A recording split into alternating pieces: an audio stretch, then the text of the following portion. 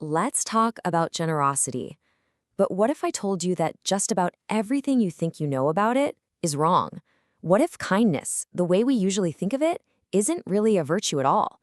Today, we're diving into Friedrich Nietzsche's wild idea that true magnanimity isn't about self-sacrifice. It's about having an overflow of pure power. So let's start with this big question. What is true generosity? Really think about it. Is it giving something up when you feel like you should? Is it driven by a sense of pity for someone else? Or maybe a feeling of obligation? Well, Nietzsche would say that if you're feeling any of that, you're not actually being generous. Not at all. In fact, you might be doing the exact opposite. Okay, so this slide really lays it all out, right? On one side, you've got what we're all taught. Generosity is about selflessness, duty, maybe a little pity. It's about being kind no matter what. And then you have Nietzsche's take. It's not duty, it's an overflow of power. It's a noble luxury, a festive erection of strength. See the difference? It's not a debt you have to pay, it's a luxury you can afford. To really get what Nietzsche is saying, we first have to break down what he's arguing against. We've got to go beyond these simple, cozy definitions of kindness and actually deconstruct the common view that most of us just take for granted. And here is the absolute crucial point. For Nietzsche, any act of kindness that feels like a chore, like this laborious sense of duty, well, that's not magnanimity, not even close. If you're being generous just because you feel obligated, because your conscience is nagging you that you have to, you are completely missing the point. It's basically a counterfeit virtue.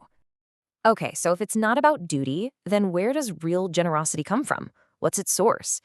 Nietzsche's answer is pretty wild. It all comes down to what he calls the power of overflow.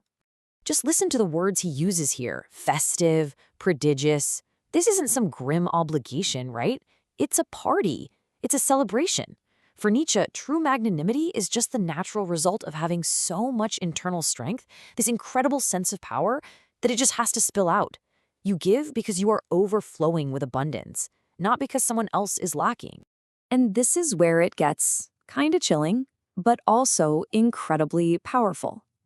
The person who is truly magnanimous is so secure in their own strength that they can choose to be kind, or they could choose to be wicked. Their dignity doesn't come from whether the act is good or bad. It comes from the sheer position of power that allows them to make that choice in the first place. And this, of course, leads us to a really mind-bending, paradoxical idea: virtue's dangerous roots.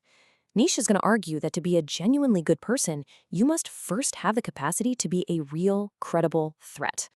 You see, this isn't a simple virtue. It's the final bloom on a plant that has some pretty tough roots. It all starts with being powerful enough to actually be dangerous. Then, you need what Nietzsche calls these wicked roots, things like brutal honesty and courage. It's only from that powerful foundation that real generosity can emerge. It's strength that's held back by choice, not by weakness. And yeah, this puts it in no uncertain terms. A weakling, someone who has no power to cause harm, no hand to stay, they literally cannot be magnanimous. Think about it. If you don't have the capacity to injure someone, then choosing not to isn't a virtue. It's just a fact of your limitation. Real generosity requires having the power to do harm and then consciously choosing not to. So you might be thinking, wow, this sounds nothing like the world I live in. And you'd be right. Nietzsche calls this an atavistic trait, which means it's a kind of ancient noble pride. It's a virtue that comes from another time, one that really struggles to survive in our modern world. And here's the clash, right? The two worldviews, side by side. The noble spirit acts from this deep well of internal abundance. They're kind of indifferent to loss. But then you have the modern, what Nietzsche calls the shriveled commercial spirit. And it's all about transactions, about what you can get, and it fears loss more than anything. In a world that runs on profit, giving something away for nothing, well, it looks like folly. And that's why the real deal, it's objectless. It's not a show. It's not a performance for an audience. It isn't done to get applause or to avoid getting canceled. It's completely indifferent to what other people think, to their laughter or their disgust. And that's what separates it from the fake theatrical kindness we often see, which is really just for social status. But Nietzsche, being Nietzsche, has to take it one step further. He asks, what does all of this mean in a world where we no longer believe in God? What happens to magnanimity after the death of God? Think about it. If there's no divine audience, no cosmic scoreboard watching your every move, why be good? For Nietzsche, this actually makes true magnanimity even rarer, and honestly, even more profound. The magnanimous person has to become their own source of dignity, their own judge and their own witness. It becomes this ultimate act of personal integrity. And that leaves us with a really provocative question we have to ask ourselves, one that cuts right to the heart of why we do anything.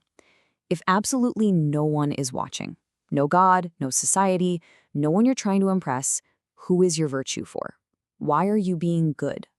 And this is really the ultimate goal here, the highest expression of what Nietzsche called the gay science. His philosophy of life affirmation isn't just about doing generous things.